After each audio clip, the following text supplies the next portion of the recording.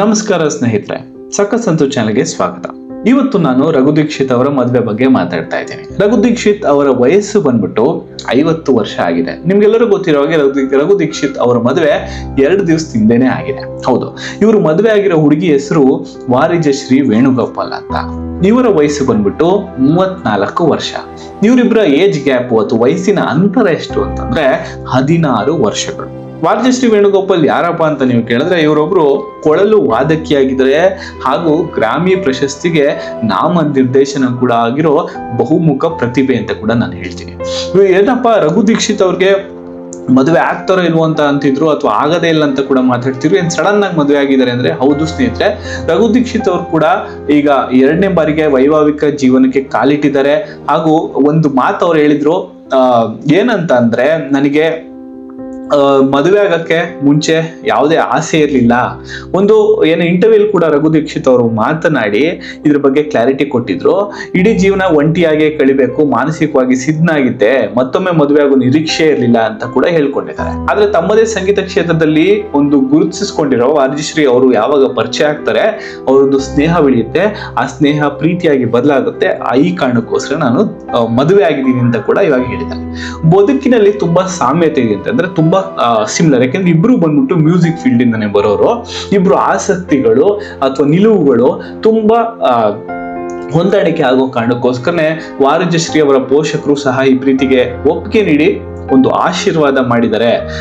ಇವರ ಹಿನ್ನೆಲೆಯನ್ನು, ವಾರಿಜಶ್ರೀ ಯಾರು ಇವರು ಅಂತಂದ್ರೆ ನಿಮ್ಗೆಲ್ಲರೂ ಗೊತ್ತಿರೋ ಹಾಗೆ ರಘು ದೀಕ್ಷಿತ್ ಅವರು ದೊಡ್ಡ ಸಿಂಗರು, ಆಮೇಲೆ ಸಾಂಗ್ ಪ್ರೊಡ್ಯೂಸರು ಹಾಗೂ ಮೂವಿ ಕೂಡ ಪ್ರೊಡ್ಯೂಸ್ ಮಾಡಿದ್ದಾರೆ. ಅದೇ ವಾರಿಜಶ್ರೀ ವೇಣುಗೋಪಾಲ್ ಅವರು ಏನಪ್ಪಾ ಅಂದ್ರೆ ಒಳ್ಳೆ ಕೊಳಲು ವಾದಕಿಯಾಗಿದ್ದಾರೆ ಹಾಗೂ ಗಾಯಕಿ ಕೂಡ ಆಗಿ ಗುರುತಿಸಿಕೊಂಡಿದ್ದಾರೆ.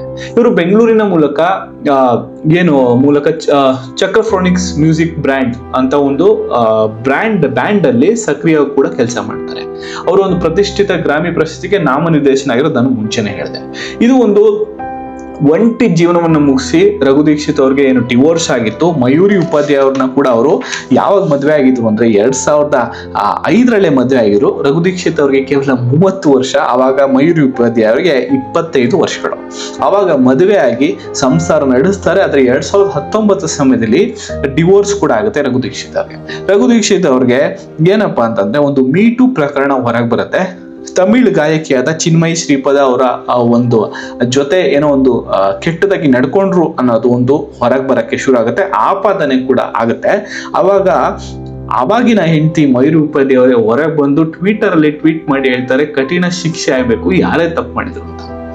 ನೀವೇ ಯೋಚನೆ ಮಾಡಿ, ಯಾರೇ ಹೆಂಡತಿ ಇದ್ರು ಈ ತರ ಮಾತು ಹೇಳ್ತಾರ?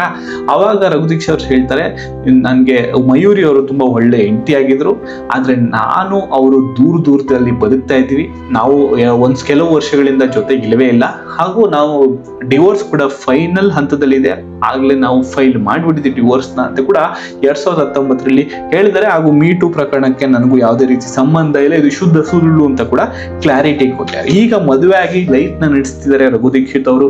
ಅವರ ಜೀವನ ಚೆನ್ನಾಗಿರ್ಲಿ, ಅವ್ರ ಜೀವನ ಮುಂದಿನ ಕಾಲಘಟ್ಟದಲ್ಲಿ ಅವ್ರ ಜೀವನ ಚೆನ್ನಾಗಿ ನಡೆಸ್ಕೊಂಡು ಹೋಗ್ಲಿ ಅಂತ ಹೇಳ್ತಾ ಒಂದು ಹಾರೈಕೆ ಕೂಡ ನಾವು ಮಾಡ್ತಾ ಒಳ್ಳೆ ಚೆನ್ನಾಗಿ ಜೀವನವನ್ನು ನಡೆಸ್ಲಿ.